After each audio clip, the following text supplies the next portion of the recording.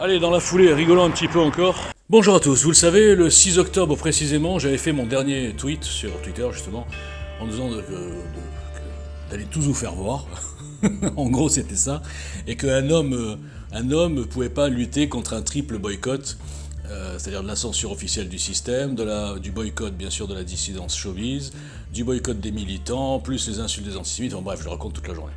Donc j'ai dit stop, je suis fatigué. Le problème c'est que le lendemain, il y a eu le 7 octobre. Et le 7 octobre, je savais évidemment, et je n'ai pas été déçu, j'ai même été surpris par l'ampleur, je savais évidemment qu'au bout de 24 heures, Israël deviendrait les coupables, les nazis, etc., et que le pogrom resterait 24 heures dans les mémoires, sur Twitter. Puisque Twitter, bien sûr, est rempli à 80 ou 70% de complotistes, de faux résistants, de trolls, de putaclic, j'appelle ça, d'influenceurs, et qui sont tous, bien sûr, sur ce marché, je le répète tous les jours, de l'antisémitisme déguisé en antisionisme. Donc il fallait rien dire le 7 octobre, surtout pas faire un truc pour les victimes israéliennes, parce que sinon on passe pour des soutiens d'Israël, et ensuite, 48 heures plus tard, commencer à insulter Israël, etc. Bon.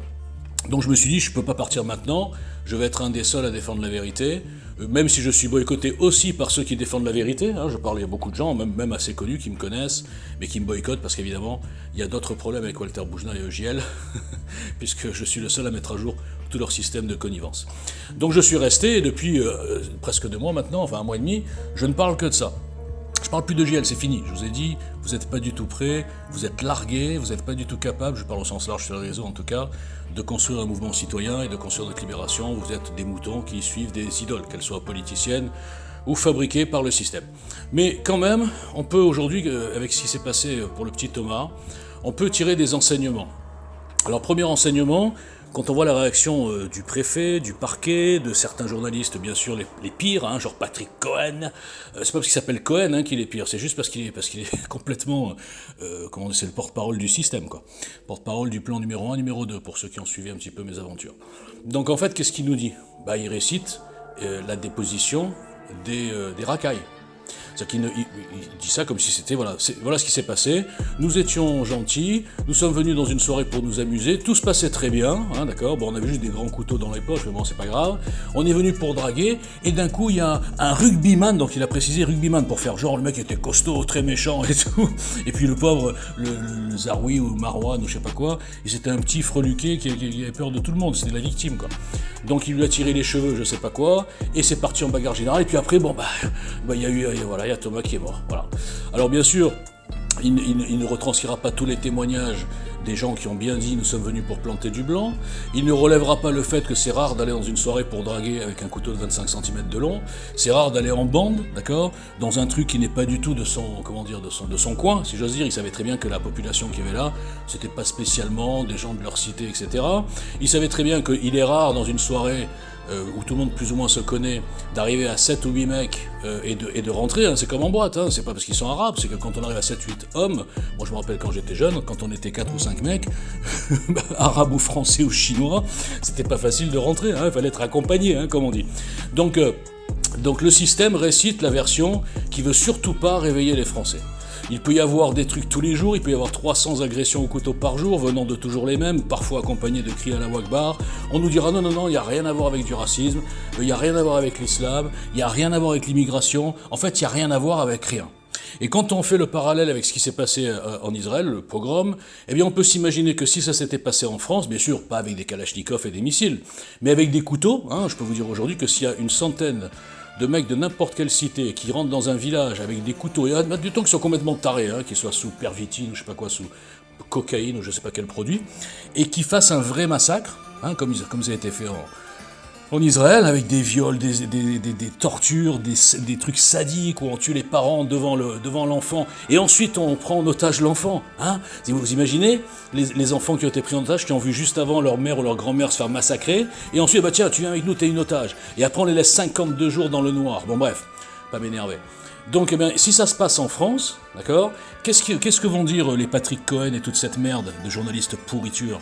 Ils vont dire oui, non, mais en fait, c'était rien à voir avec du racisme. Non, c'est parce qu'ils avaient fumé un petit peu de joint. Vous vous rappelez de l'affaire Halimi, Le mec à la Wakbar, il la torture, il la jette par la fenêtre. Oui, bon, c'est pas de sa faute, il avait fumé 2 joints.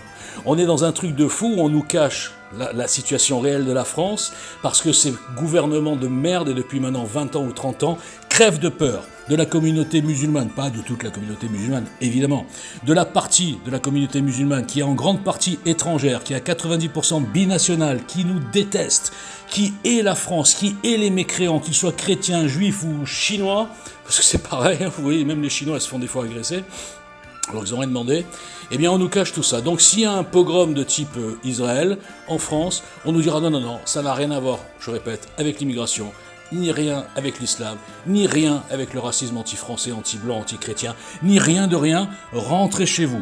Et si jamais on dit, mais attendez les gars, il y a quand même des indices, on en a marre, on voudrait quand même envoyer un signal, je veux dire, symbolique, hein, on va aller dans la cité, leur dire les gars, maintenant ça suffit, on va plus se laisser massacrer que sans rien dire, eh bien là, ce sont ces gens-là qui vont être arrêtés, alors qu'ils n'ont rien cassé, ils n'ont pas torturé, ils n'ont pas massacré, ils n'avaient pas de couteau sur eux, mais c'est eux les coupables, les blancs, hein, l'ultra-droite. Alors donnez-moi maintenant la définition de l'ultra-pourriture, de l'ultra-racaille, de l'ultra de certaines cités où c'est de l'anti-France, de l'ultra de tous ces gens qu'on ne qualifie jamais d'ultra parce qu'il faut les ménager, parce qu'attention, c'est raciste. Hein, donnez-moi un mot. Donnez-moi comment s'appellent les gens qui ont égorgé, décapité Samuel Paty ou Dominique Bernard, par exemple. Comment ils s'appellent? C'est pas des ultras? Non, c'est culturel. Mais vous vous rendez compte dans quel monde on vit? Donc là, moi, je fais le parallèle des deux affaires qui valide, si vous réfléchissez bien, tout ce que je raconte dans le plan numéro 1 qui instrumentalise le plan numéro 2. Voilà. Et vous ne voyez rien parce qu'on vous a dit « Sili sioniste, Sili Mossad, Sili juif, ou Sili Khazar », enfin bref.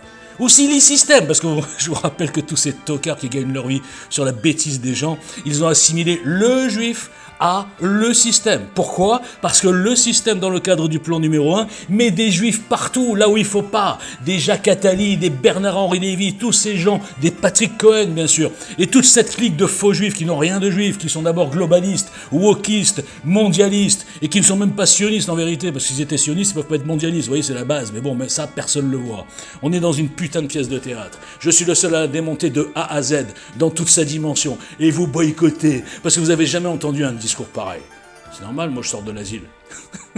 Allez, bonne journée.